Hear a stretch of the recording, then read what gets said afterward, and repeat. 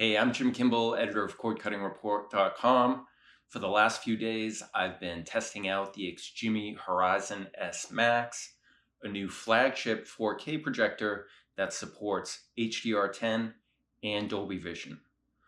I tested the S Max on two different projector screens in my house and some wall space.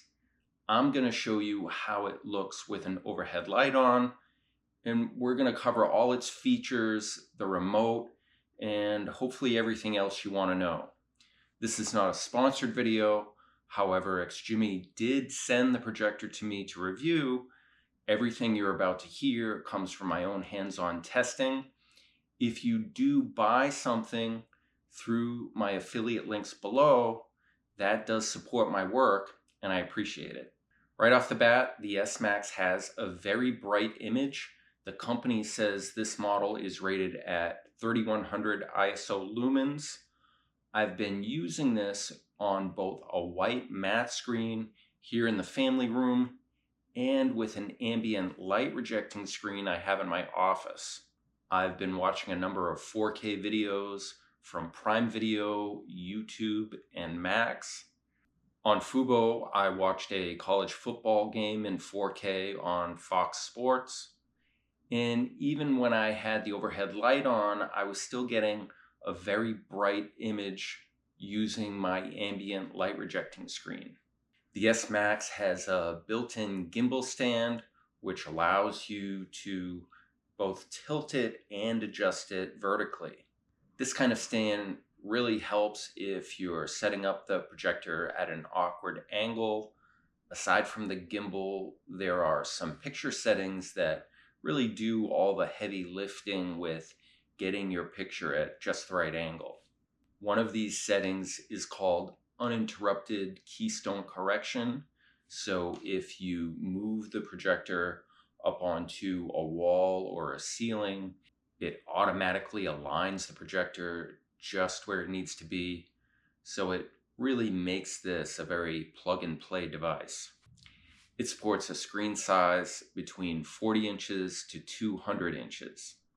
The remote control resembles one that would come with a streaming device or smart TV. At the top of the remote, you have buttons for power, settings, and Google Assistant. At the bottom of the remote, there's a button to engage your autofocus, which is very handy. The remote is sleek and it's very easy to use. It connects via Bluetooth, so you won't need to point it directly at the projector. The S Max comes with a large power bank and the remote control. The power cord plugs into the bottom of the stand, and if you have Google Home on your smartphone, you can easily sync your Google account and it will automatically import any apps that you may have already loaded on another streaming device or smart TV that's using Android TV or Google TV. The lens and sensors are protected by an electric sliding cover. The S Max runs on Android TV 11. I would have preferred to have seen Google TV on this projector, but you do have most of your major streaming apps that support 4K, including Prime Video, Max, and Hulu. You will need to add a streaming device to this if you want to watch Netflix. This projector has autofocus and auto keystone correction, but there were a number of manual screen settings that I really liked. Screen rotation allows you to diagonally adjust the screen, and screen shift gives you the option of moving the screen either horizontally or vertically. Having these two options gives you a lot more flexibility to dial in your picture. The screen rotation and screen shift can really make a difference if you have an awkward setup, and I wish more projectors had these two options.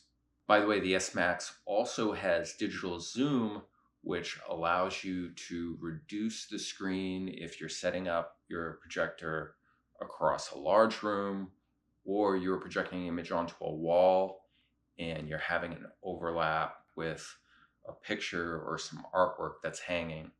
Under picture settings, you have the choice of two different light sources. You can use the tri-color laser, which provides a more vivid color display. The projector also has the option of its Dual Light 2.0 technology. This option combines both the tricolor laser and the LED light source. So with dual light, you do get a bright, colorful picture. The difference is both light technologies work together to get you a more natural looking image. I preferred the tricolor laser when I wanted a more punchy image. It did a nice job of adding some vivid color without oversaturating everything. Another setting I liked is the contrast enhancement. This setting makes darker details in a movie a lot easier to see. It does make the overall picture darker, but that can actually be a good thing. If you're watching a movie with a lot of nighttime scenes or shadowy details, this setting helps you catch all the little things that you might otherwise miss. The projector is powered by a Cortex A55 processor, and that gives it plenty of power to stream anything in 4K, whether it's on demand or even live TV. I thought the preset picture modes looked really great out of the box, and that's something I'm looking for when I'm evaluating a high-end lifestyle projector like this one. Some of the presets included standard, movie, and sports.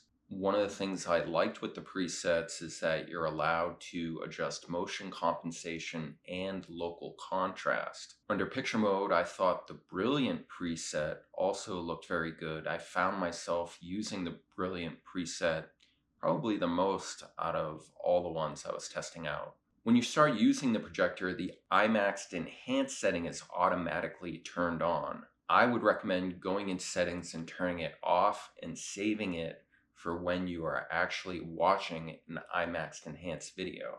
I thought that the wall color adaption feature was pretty innovative. This feature automatically adjusts the color temperature to match the wall or screen's color. It takes about a minute for the projector to go through this process. I liked the results of it on my white matte screen behind me more than my ambient light projecting screen down in the office. When it gave me a result that I liked, I was very happy with the color temperature, and I thought it just gave me a very true to life image.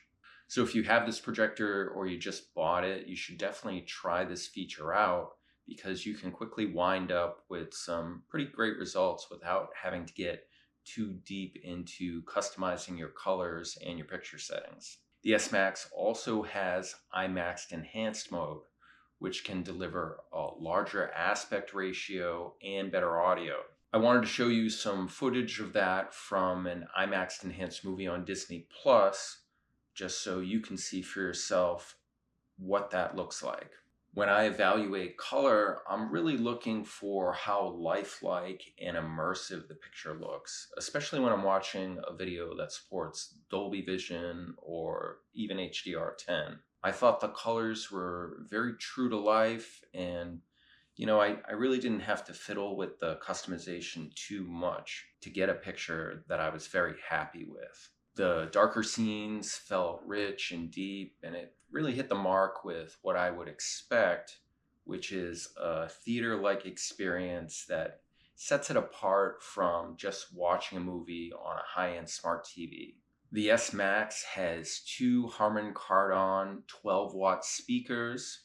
They won't replace a home theater system, but I thought the sound quality is more than adequate for casual viewing. If you can see the room I'm in right now, I have very high ceilings, and still, I thought the sound quality was very good for such a compact unit. There are two USB ports on the back, along with a single HDMI ER connection. I really wish there was more than one HDMI port. These days I want the option to plug in a streaming device, a game console, maybe even a mini PC. It also would have been nice to see a dedicated port for external speakers. Of course, you always have the option to connect a speaker over Bluetooth, but I'm a fan of having the ports. So wrapping up, I do think you're getting a lot of value for the price point of this. I do wish it had Google TV software instead of Android TV. An additional HDMI port and a backlit remote would have been nice. But overall, ease of use and image quality wins the day for me. What we're seeing now with the S Max is that you're at the price point of a high-end lifestyle projector, but it's really meeting some of the higher picture standards that home theater enthusiasts expect when they buy a projector.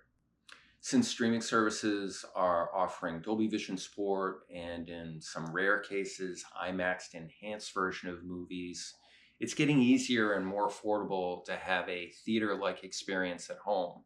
If you're someone who doesn't want to deal with picture settings, but you want to have a high-end movie experience at home, this is a nice option.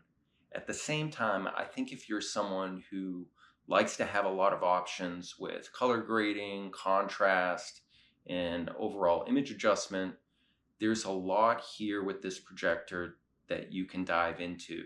So if you're looking for a high quality 4K projector that delivers both in terms of brightness and color accuracy, this is a very strong contender. Once I get more hands-on time with it, I'll be able to share more about this projector. Be sure to head over to the Cord Cutting Report website for an updated review.